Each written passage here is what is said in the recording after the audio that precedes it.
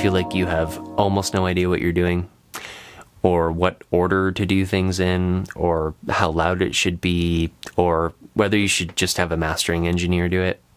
I know I was wondering that. My name's Justin. I'm the technical director of the Colorado College Music Department. I'm going to show you how to master your own track using Ableton Live with just the stock plugins. So at the end of the video, we will use a free VST called the YouLean loudness meter, just to make sure that we hit our target loudness levels for Spotify or wherever this track is going to end up, and you can find that download link in the description below. Let's talk about what we mean when we're mastering something. So when I'm mastering something, I'm listening to the overall tonal balance of the song. So the relative balance of bass, of low mids, of treble, making sure that the song translates from my studio monitors to the car, to my phone, to a crappy speaker, whatever I have available, I like to listen on just to make sure that the mix still makes sense no matter where I take the song. And I'll use EQ as a tool to do that. The next thing I'll do is look at shaping the overall balance of the dynamics in the track. So if there are transients or spikes in amplitude, things that are sticking out too much, I can fix that with compression. I can also add additional punch to the song with compression. The next thing I'll do is add some saturation or harmonic distortion, just so we can bring out some color in the track. And then finally, I'll go into stereo imaging to make the song a little bit wider or more narrow in parts. And then we'll talk about limiting, which is when we're going to bring up the overall volume of the track to hit those target loudness levels that I mentioned. Okay, let's get started by importing the track into our timeline. I'm going to go up to Create, Import Audio File, and I'll find my track, go to Hotbots, that's the name of the song, and just noting here the sample rate. It says it's 48,000 kilohertz, and the bit depth is 24. We'll need to know that when we get to the exporting stage, but for now, I just want to make sure that my project that I'm working within is also set to 48,000. And it looks like, yes, that it is. So we're in good shape. The other thing to bear in mind, this is important, Ableton has this weird default feature where when you bring in a sample into the timeline, it automatically warps it. So we don't want that to happen. I want to keep this tempo. I don't want it to automatically be set to whatever the project tempo is, 120. So what I would just go ahead and do is turn that off so you never have to worry about it. I go up to my preferences, go to warp, and just turn off auto warp long samples. And I can verify that it's not warped by just going down here to the clip menu, and it's in gray. So we're in good shape there. The first thing that I'll do is just take a couple passes through it, even if I've heard it hundreds of times, even if it's my own song, just to get a lay of the land, try to hear it with a fresh set of ears. And what I'm listening for is, again, the overall tonal balance of the mix. I'm listening for how much bass is relative to the mid-range, how much mid-range relative to the higher frequencies, how much air is in it. I'm listening to the overall shape of the dynamics. Are there transients or spikes in amplitude that I might need to control with compression? I'm listening for anything that the mix engineer might not have noticed, like S's, sibilants, or weird clicks or pops that happened. So let's go ahead and just take a pass through, knowing that if I was doing this not in a video, I really would do some critical listening through at least a few full passes of it. Hot bots, hot bots, hot bots. Nature can upgrade you. Hot bots, yeah. And every day I watch you, and you never even notice.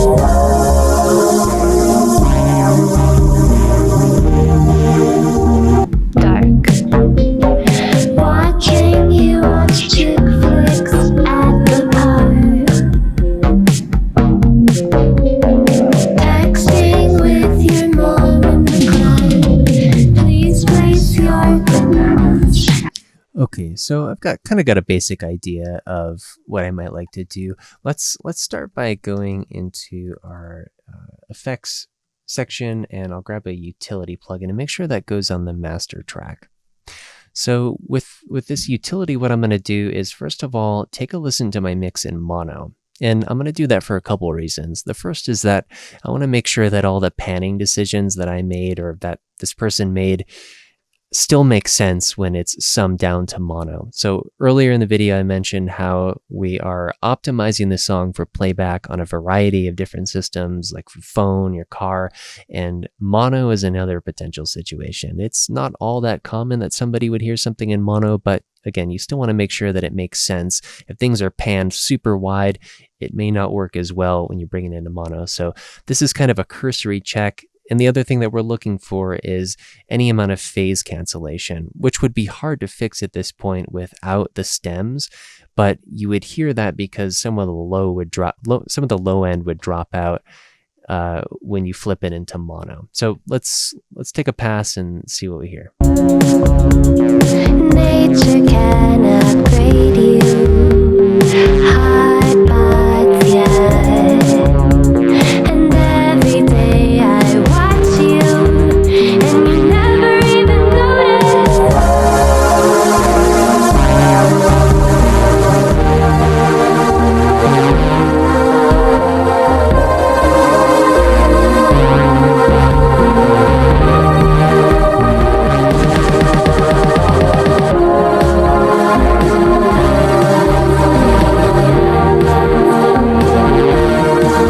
So I think it still makes sense because many of the panning decisions that I made when mixing the song weren't super drastic, so I still think it makes sense. If you go down here to the bass mono, we can do something similar, except that we're going to put just the bass into mono. And I do this on almost every track because it really helps kind of focus the low end. And let's go ahead and flip that on, and I'll set this cutoff frequency. And this just means that everything under this value, say 147, everything under that is going to be put into mono. And every day I watch you, and you never even notice.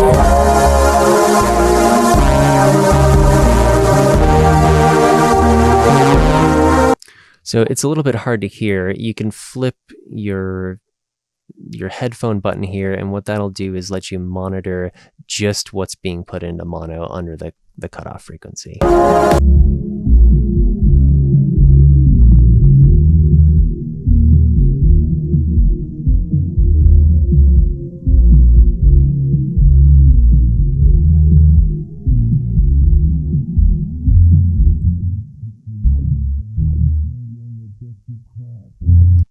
So I think that is going to help focusing stuff in the center. We're losing some of that weird rumbly stuff in the far corners of the stereo image.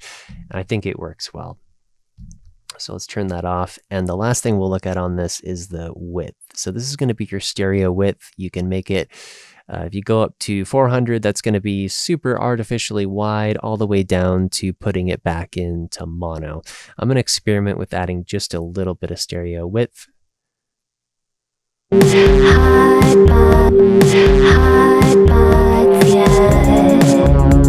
And every day I watch you, and you never even notice.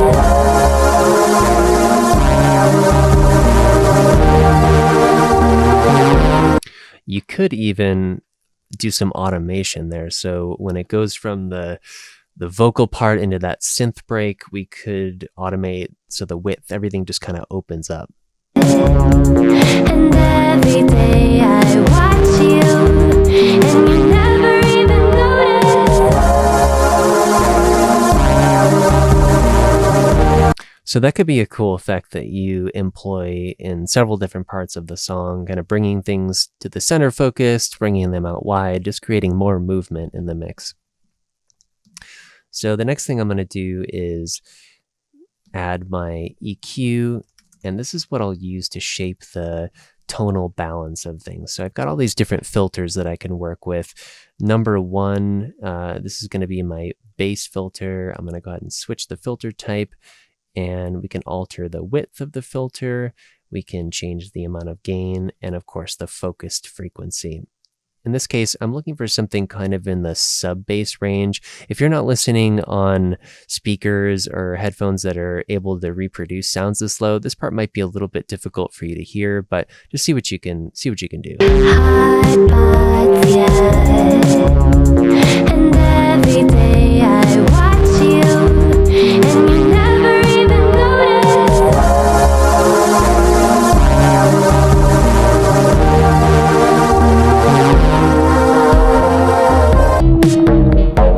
Talking to my Roomba in the dark. Watching you watch chick flicks at the park. Texting with your mom in the cloud.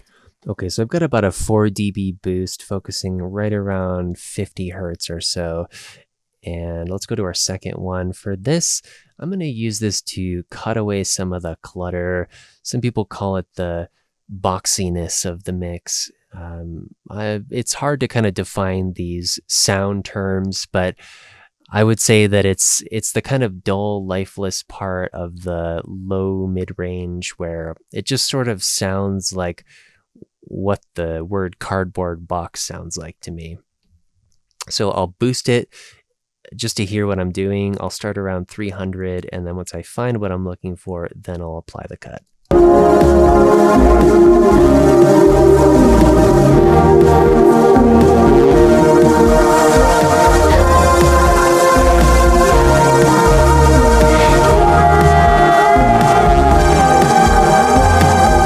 kitchen, got my bath, got my Rolodex Dark.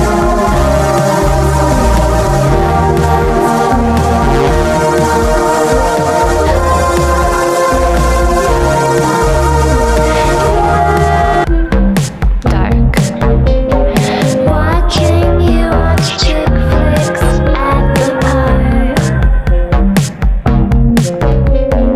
Texting with your mom in the cloud. Please place your bananas in that smart food from a smart fridge. All my food is smart, but food is too smart.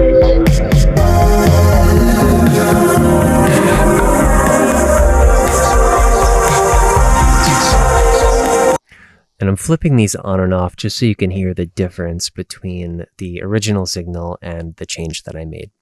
I'm going to add now a little bit of articulation in the 1 to 4K range. This will bring out some of the vocal and maybe some of the snap of the snare drum. And I'll just narrow that filter a little bit. Texting with your mom in the cloud. Please place your bananas in that smart food from a smart fridge. All my food is smart, but food is too smart.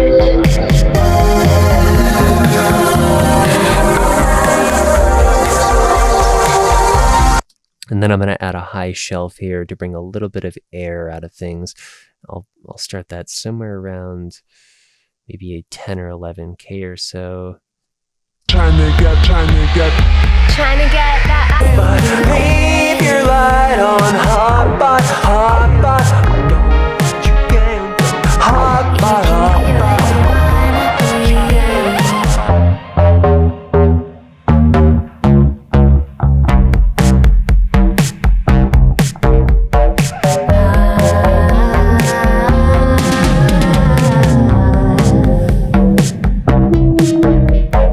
Talking to my Roomba in the dark.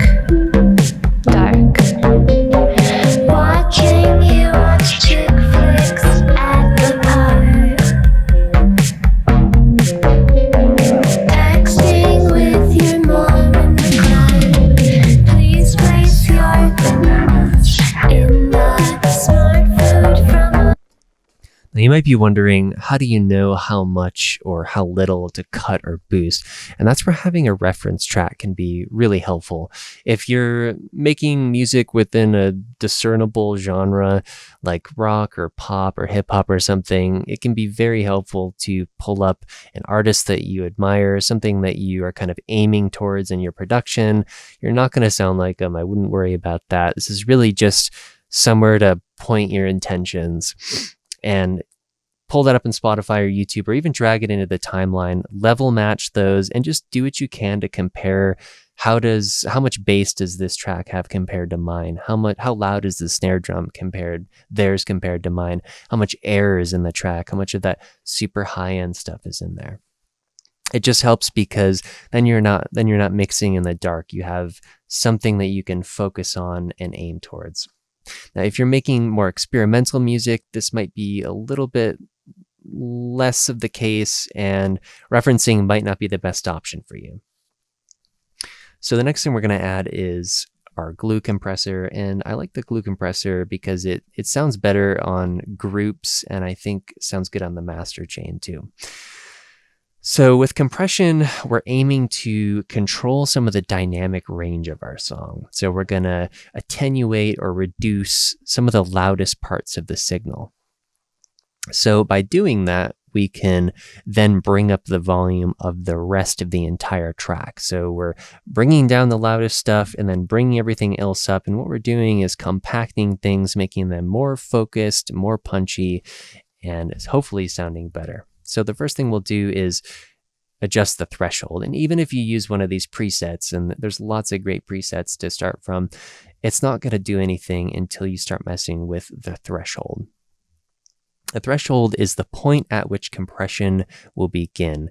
And you'll see that as I go crazy far on the threshold, it's just going to start just totally sucking the life out of your dynamics, and everything's just going to sound the same volume and super squashed. Let's take a listen.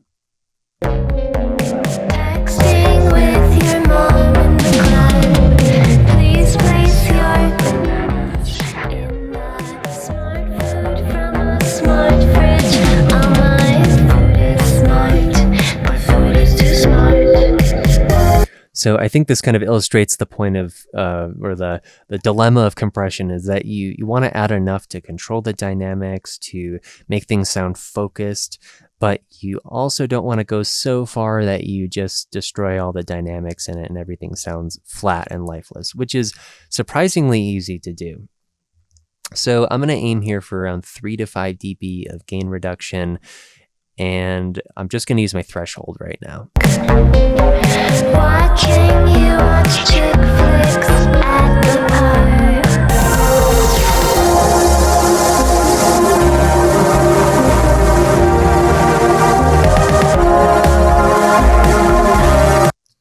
Okay, we've got threshold. We've decided when compression will begin, which is minus 14.9 dB. Anything over that is going to get compressed. How much is it going to get compressed? That is going to be determined by our ratio. So your ratio number, 2 means 2 to 1. That means for every 2 dB over this threshold, only one of those dBs is going to be allowed to pass over it. So that would be basically a 50% volume reduction over the threshold. Think of it as the same as if you had a robot there to turn down your volume anytime that the level reached a certain point. This is kind of like an automatic way of controlling your dynamics. So we'll leave it at 2, and we're going to briefly mess with our attack and release times, but let's make sure that this ratio sounds good.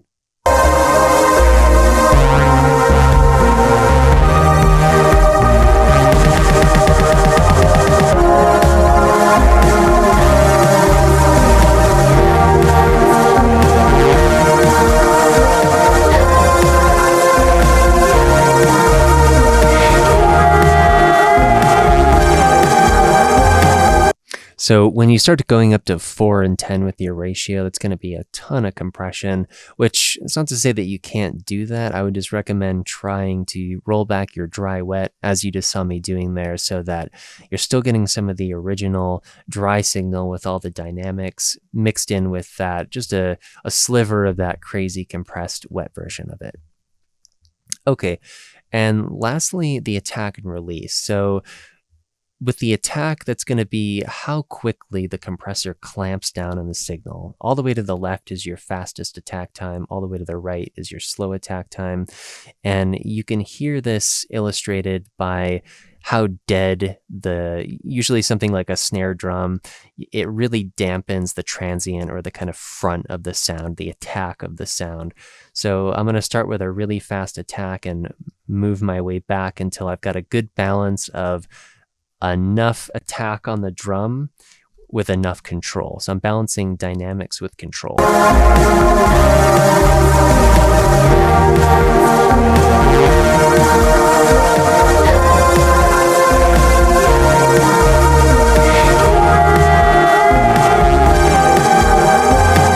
Okay, so this is kind of like a medium slow attack, and then the release time will be how quickly the compressor lets go of the signal, which you can usually hear the way that it interacts when it's letting go of the signal, the way that it interacts with how compression starts on the next note.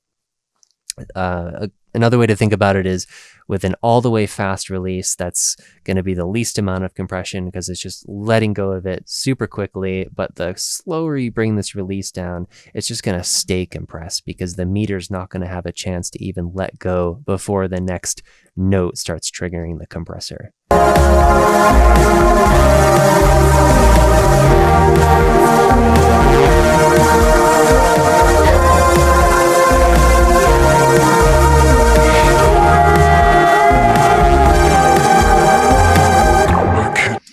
Okay, so I'm going to leave it at kind of like a medium slow-ish release there, and our ratio is at 2, and now I'm going to start adding some makeup gain. So I had mentioned before that we're controlling the highest peaks in amplitude, and now we can bring everything up. We're going to add back everything that we lost.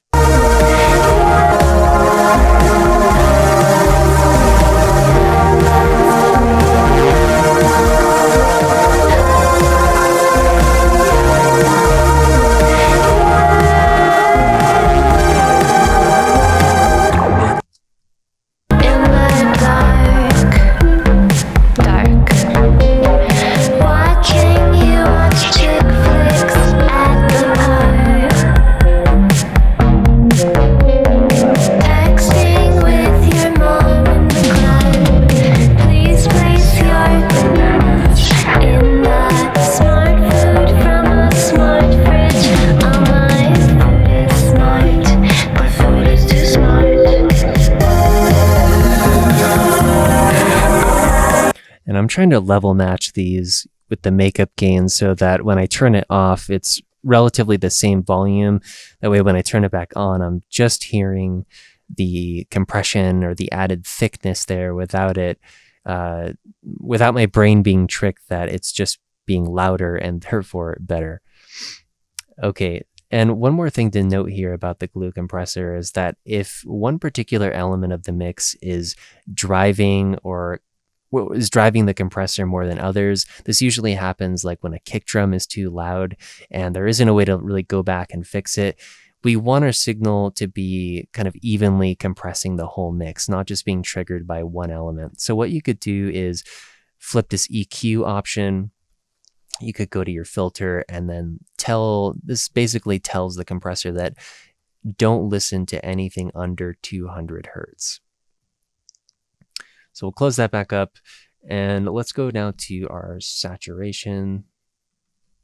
And we're going to use this to add some coloration to the sound. So I'll bump up the dry. I should say also there's tons of great presets with the saturator. These are all awesome. I'm going to do this from scratch just so you know what all these controls do. The drive is going to be the amount of saturation. And we've got all these different cool circuits that we'll flip through. We've got the frequency knob. That's where the saturation will be kind of focused into. We've got our width and depth, which will help me add more character, and I'll play with those. And then we've got our output, which I would immediately turn down because this drive adds input gain. So it's going to blow your ears out unless you turn it down. And then the wet dry, I'm going to leave the wet dry all the way up. This is going to be way too intense at first. Going to be way too much saturation, but I'm doing that A, so you can hear what I'm doing, and B, just so I'm focusing on the quality of the saturation so I can dial that in, so I can get it where I want it. And then I'll pull back the wet dry and just fade in just enough to where it adds some color and some character to it. Talking to my Roomba in the dark. Watching you watch chick flicks at the park. Texting with your mom in the cloud. Please place your in the smart food from a smart fridge. All my food is smart, but food is too smart.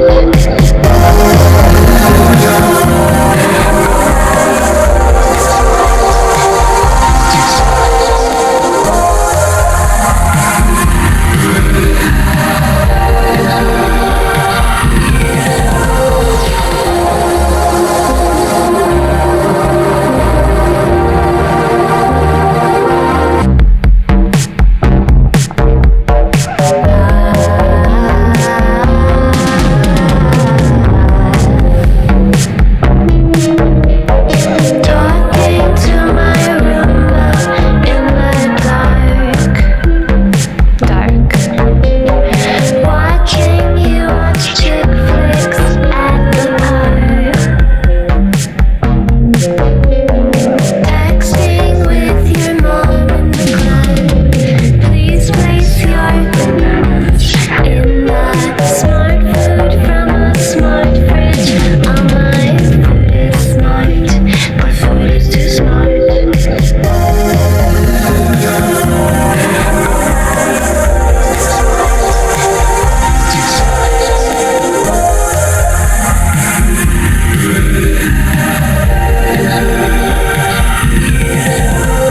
Leave your light on, hotbot, hotbot. Don't you game, hotbot, hotbot.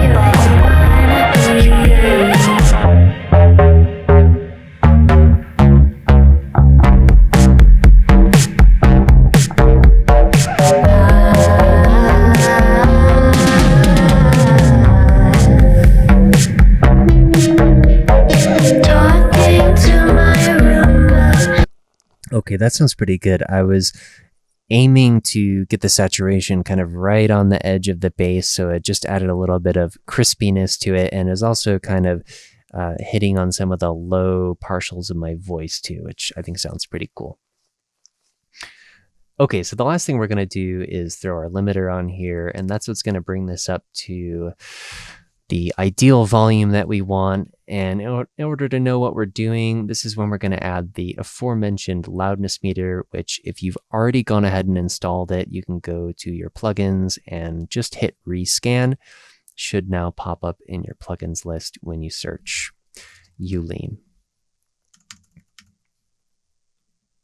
And we're going to put this right after the limiter in our chain. So something worth mentioning about loudness before we get started talking about limiting and about meters is that there's really two ways of thinking about loudness. First of all, the way that we experience loudness is over a small amount of time, and we use units of measurement to capture that. So if you've ever heard of the terms LUFS or RMS, those are integrated measurements of loudness that capture loudness over a small amount of time. If you're talking about true peak, that's more of an objective measurement of how high the signal is moving on the meter. If you've ever noticed when you were looking at your meter, if you flip over to session view, when you play your track back, you've got two lines on the meter. The light green one is your RMS, and then the darker green, the one that goes up higher, is the true peak. Trying to get Trying to get that iPhone 6. Trying to get Trying to get that iPhone 6. I'm walking around the mall. So you see the true peaks can really jump up there. That one was almost right under 0 dB. So the amount of room that you have between your peaks and 0 dB, that's what's often called headroom. Okay, so what I'm going to be doing here is looking at the meter, and our initial readings, we're looking here at the LUFS integrated level and the true peak level. We're going to use Spotify as just an example. If you're uploading to Spotify, you want around a -14 LUFS. If you go up any higher than that, they're just going to normalize it or turn it down, so you might as well just get it right here.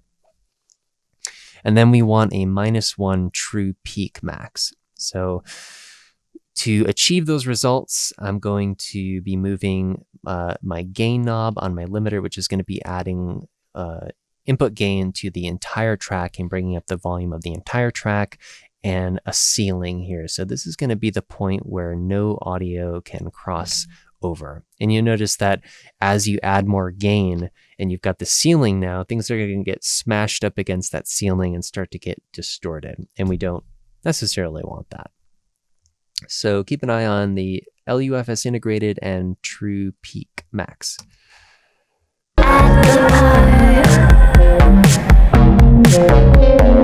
Texting with your mom in the club. Please place your in the smart food from a smart fridge on my food. Talking to my Roomba in the dark. Watching you watch chick flicks at the park. So we're pretty close there. It's going to keep jumping around pretty wildly, but I'm about 0.3 off from my target LUFS, and then I'm about 0.1 off my target for the true peak. So I'm pretty happy with that, and we can go ahead and just make sure that we've got fade out on the end of it, and then we can select it, hit Shift Command R, and again, we got a sample rate of 48,000 and bit depth of 24. Now, just bear in mind that if you're uploading this to Bandcamp or SoundCloud or Spotify, most of them have different settings for uploading. So I typically have a folder of several different versions of each song that I need for each platform. I'm going to do this as a WAV file with dithering options set to POW-R3, and then I've got a MP3 if you want one. And then you can go ahead and export. And because you do have several versions of this, I recommend putting the info in the naming convention. So I've got 48K 24-bit Hotbots master. And that's it. I hope this has been helpful to you guys. I hope that you feel ready to master your own track, and I will see you in the next video.